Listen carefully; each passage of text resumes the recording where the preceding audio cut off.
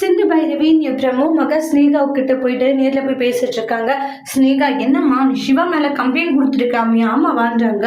ஆமாண்டி, நான் கம்ப்ளைண்ட் கொடுத்தேனா? ஏன்னா சிவா எனக்கு பண்ணுறது நம்பிக்கை துரோகம் இல்லையாண்டி சொல்லுங்கன்றாங்க. அவன் என்னுடைய வாழ்க்கையவே ஏமாத்திட்டு இருக்கான். நான் எவ்வளோ நேசிக்கிறேன் சிவாவை, அந்த சிவாவுக்கு அது புரியலான்ட்டின்றாங்க. இப்போ என்னை இந்த அளவுக்கு அவன் கஷ்டப்படுத்தி என்னை ஏமாத்தணும்னு நினைக்கிறது எவ்வளோ பெரிய தப்பு தெரியுமாட்டு ஃபீல் பண்ணுறாங்க. அவன் பண்ணிட்டு இருக்கிறது தப்பு தான். அதுக்காக அவன் மேலே இப்போ கம்ப்ளைண்ட் கொடுக்கறது சரியாக வருமான்றாங்க.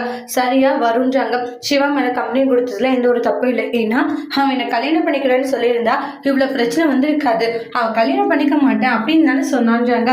எல்லாம் அந்த சிந்து போட்டு பாடா படுத்துட்டு இருக்காமா, அதனாலதான் இப்படி ஆகுதாங்க. அதுக்காக நீ இப்படி பண்ணிட்டு இருக்கிறதெல்லாம் ரொம்ப தப்புமான சொல்றத கேளு அப்படின்றாங்க. ஆனா நம்ம ஸ்னேகா இருந்துட்டு, ஆண்டி இது சும்மா விசாரணைக்கு தான் கூட்டிகிட்டு போயிருக்காங்க. சிவாவில் அடிக்க மாட்டாங்க. சிவா என்னை கல்யாணம் பண்ணிக்கிறேன்ட்டு ஒத்துக்கிட்டா மட்டும் போதும். நீங்கள் அதுக்கு பேசுங்கன்னு சொன்னேன், கேட்கல.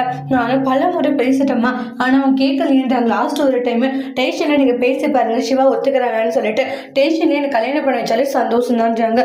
சரி அப்படியா, சரி ஓகே அப்படின்னு சொல்லிட்டு ஸ்டேஷனுக்கு போகிறாங்க. மக சிவா, உனக்கு இதெல்லாம் தேவையப்பா, தயவு செஞ்சு அந்த சிந்துவ வீடியோவை வெட்டி விட்டு நீ ஸ்னேகாவை கல்யாணம் பண்ணிக்கோ அப்படின்றாங்க.